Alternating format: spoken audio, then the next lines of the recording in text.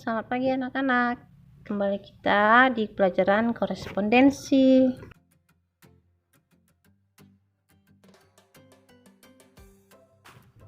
Oke, kita belajar faktor pendukung dalam komunikasi ya.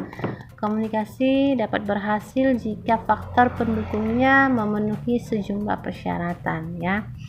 Nah, menurut Scott M. Kultip dan Allen dalam bukunya yang berjudul Effective Public Relation, ada beberapa faktor agar komunikasi berlangsung efektif ya. Faktor-faktor itu dinamakan dengan The Seven Communication.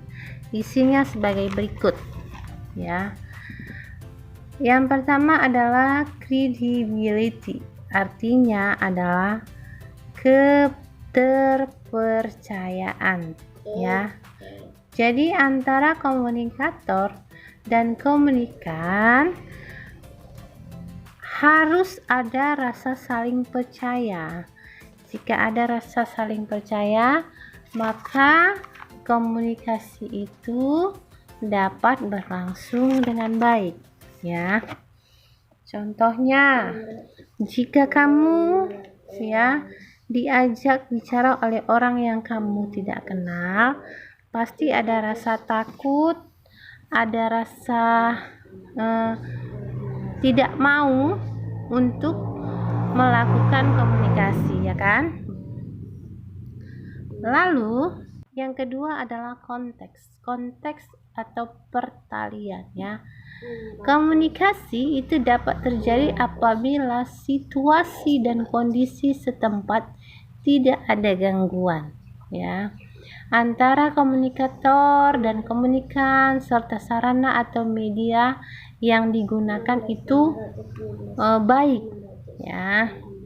Jadi tidak ada yang menjadi penghalang atau gangguan saat si komunikan dan si komunikator itu berkomunikasi ya.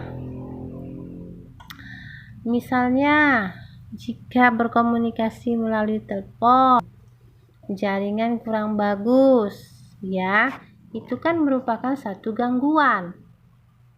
Nah, berkomunikasi dengan situasi yang kurang baik, misalnya hujan deras ya, atau di samping speaker yang keras, itu juga merupakan penghalang ya. Ya, penghalang. Makanya katanya saat berkomunikasi, situasi dan kondisi setempat harus tidak ada gangguan ya. Yang ketiga, katanya konten atau kepuasan. Komunikator dapat menyampaikan pesan kepada komunikan. Dalam hal ini, komunikan dapat memahami maksud komunikator sehingga komunikan merasa puas ya. Begitu pula dengan komunikator. Komunikator akan merasa puas bila menerima tanggapan yang baik dari komunikan. Yang keempat adalah clarity. Clarity itu adalah kejelasan ya. Komunikator harus menyampaikan pesan atau berita secara jelas. Tujuan yang ingin dicapai itu disampaikan dengan ringkas, jelas, lengkap, dan sopan. Ya, jika menggunakan istilah pun harus menggunakan istilah-istilah yang sopan. Ya. Yang kelima adalah continuity dan konsistensi, yaitu kesinambungan dan konsistensi. Oke. Komunikasi berlangsung terus dan pesan atau berita yang disampaikan itu tidak saling bertentangan. Jadi tidak ada pesan yang berubah-ubah ya.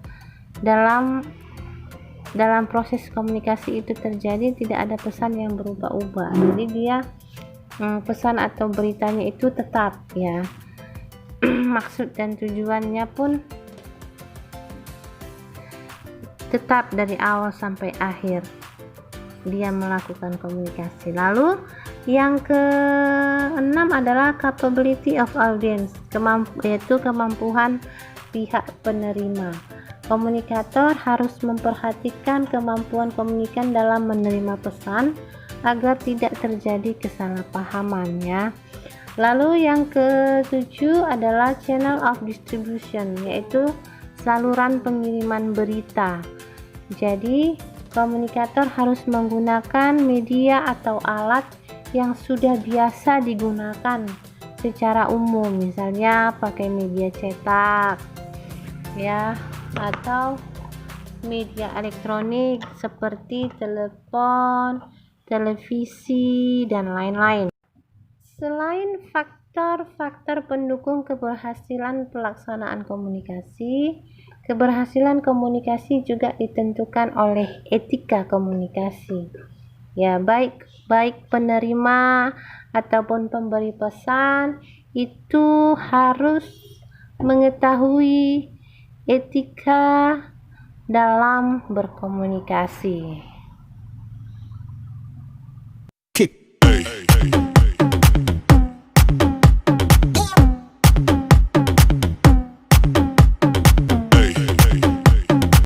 Apa itu etika? Etika adalah suatu ilmu yang membahas masalah perbuatan atau tingkah laku manusia, mana yang dapat dinilai baik dan mana yang dinilai tidak baik.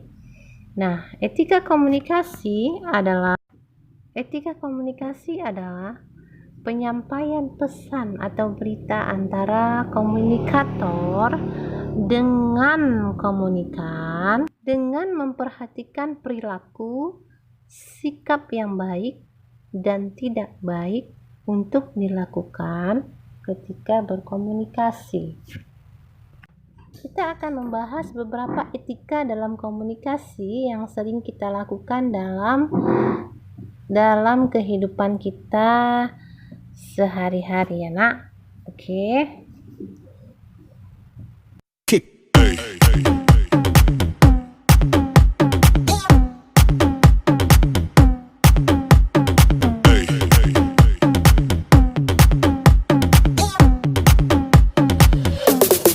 Kita masuk yang pertama, etika saat kita memulai pembicaraan. Dalam keseharian tentunya kita pernah bertemu dengan keadaan yang membuat kita harus memulai pembicaraan dengan orang lain ya.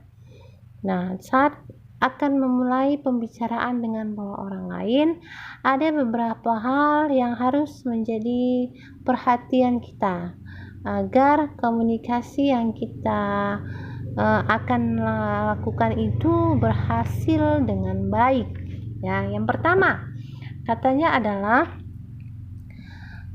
perhatikan keadaan calon lawan bicaramu ya, apakah dia sedang sibuk atau sedang buru-buru ya, karena saat kita mencoba untuk berbicara dengan orang yang terlihat sedang sibuk atau sedang mengerjakan suatu hal dengan terburu-buru ya, itu akan menghasilkan komunikasi yang tidak maksimal ya. Jadi saat kalian melihat seseorang sedang sibuk atau melakukan hal yang buru-buru ya, mungkin kita bisa mencoba berbicara di lain waktu saat keadaan sudah tenang ya, karena justru itu akan mengganggu orang itu dan membuatnya merasa tidak nyaman. Yang kedua adalah ramah dan sopan ya. Saat ingin memulai pembicaraan dengan orang lain, cobalah sapa dia dengan ramah dan sopan ya. Namun bukan terkesan seperti pura-pura ya, dibuat-buat ya. Kita bisa saja mengajukan pertanyaan yang umum ya dilakukan, seperti halo, apa kabar ya, halo, sedang apa. Nah, melakukan pembicaraan yang terkesan sopan ya. Lalu yang ketiga katanya jangan hanya bicara, dengarkan saja. Nah ini dia. Saat berkomunikasi ya, itu sebaiknya berimbang ya. Karena mendengar saja itu juga kurang bagus, berbicara saja pun kurang baik juga. Jadi banyak orang mengasumsikan komunikasi itu selalu berkaitan dengan bicara, padahal tidak ya. Mendengarkan juga merupakan bagian dari komunikasi ya kan. Kalau ada yang berbicara tidak ada yang mendengarkan, komunikasi tidak berlangsung ya. Nah, saat kita berbicara ya terlalu sibuk berbicara ya, padahal lawan bicara kita yang mendengarkan kita sudah bosan gitu. Jadi maka saat berkomunikasi itu harus berimbang. Jadi jangan hanya bicara, juga harus mau mendengar ya. Oke. Nah, itulah yang harus etika yang harus kita lakukan saat kita mau memulai pembicaraan dengan seseorang ya. Nah, sekarang kita bahas etika saat kita melakukan komunikasi tatap muka.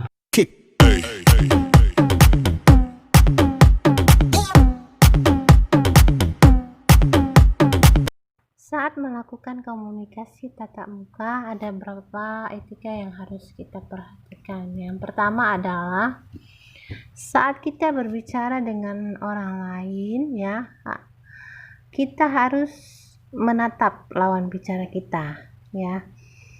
Karena saat orang berbicara dengan kita tapi kita melihat ke arah yang lain, itu akan membuat lawan bicara kita merasa terganggu atau seperti tidak diperhatikan ya.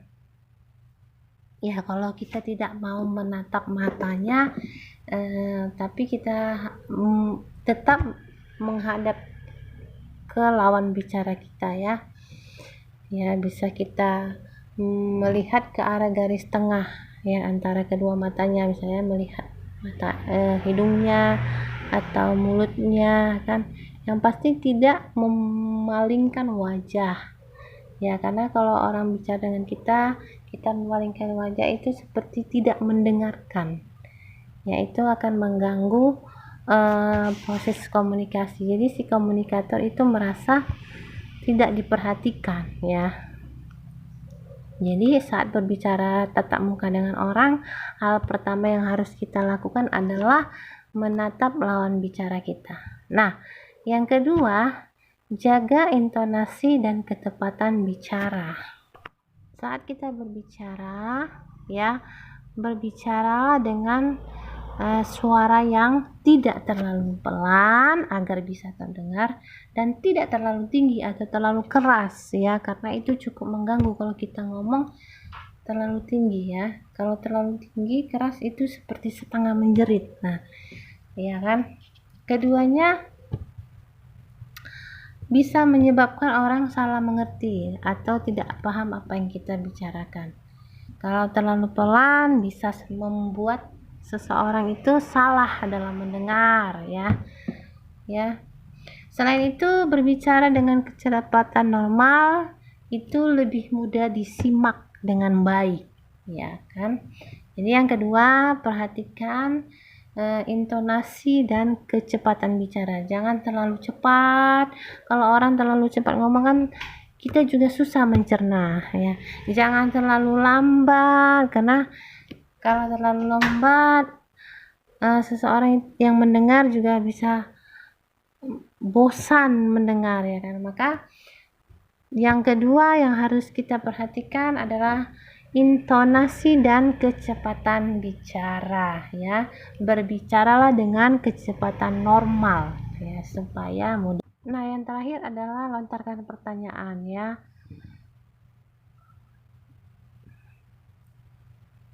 Nah, saat kita berbicara ya, dan lawan kita kembali berbicara, kita harus mendengarkan dengan baik. Nah, saat dia berbicara, kita dengar dengan baik, kita sahuti,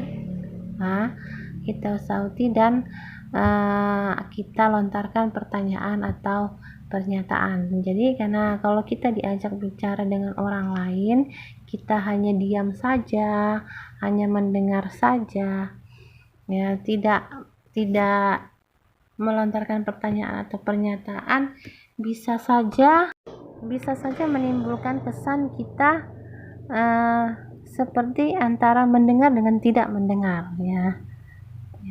Oke, begitu dia. Nah, jadi yang ketiga adalah lontarkan pertanyaannya, atau beri pernyataan atau beri sahutan, ya, saat kita berbicara tatap muka dengan orang lain, ya. Nah, itulah tadi etika yang harus kita perhatikan saat kita memulai pembicaraan dan bertatap muka dengan orang lain, ya. Dicatat di bukunya materi yang saya berikan ini, ya. Penjelasan jika ada yang tidak ada di materi yang saya berikan, tapi ada di penjelasan yang saya buat, itu kamu tambahkan di catatanmu, enak. Oke, terima kasih. Hari ini sampai sini dulu pembahasan kita. Tetap semangat belajar daring, jaga kesehatan. Oke, selamat pagi.